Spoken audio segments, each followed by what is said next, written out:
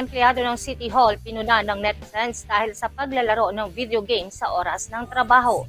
Umani ng batikos mula sa netizens ang isang empleyado ng Tugigaraw City Hall matapos kumalat sa social media ang isang video na ngayon ay may 3 million views na nagpapakitang naglalaro umano ito ng computer game habang oras ng trabaho.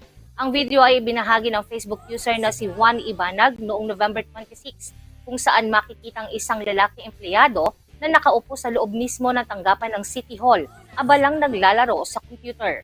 May kalakip ding geotag ang post na nagkukumpirmang kuha ito sa Tugigaraw City Hall. Tinag din niya ang Philippine Civil Service Commission at hiniling na bigyang pansin ng insidente.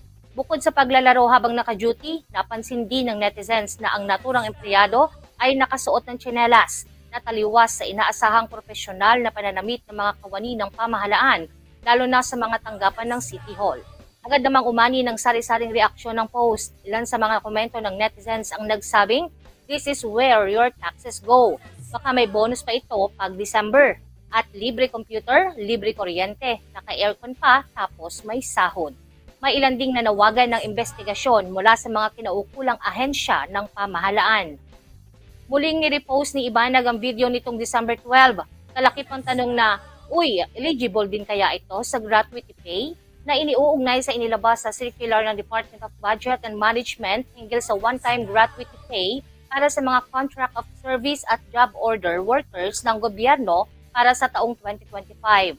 Batay sa Code of Conduct and Ethical Standards for Public Officials and Employees, inaasahan ang lahat ng kawani ng gobyerno na magpakita ng commitment to public interest, profesionalismo at integridad. Nakasaad sa kodigo na ang lahat ng oras, yaman at kapangyarihan ng pamahalaan ay dapat gamitin ng episyente, tapat at may pinakamataas na antas ng kahusayan. Sa gitna ng patuloy na diskusyon, muling pinaalalahanan ng mga kawani ng pamahalaan na ang mga benepisyo at insentibo ay kaakibat ng tapat at profesional na serbisyo publiko at hindi na mga gawaing labas sa tungkulin habang oras ng trabaho.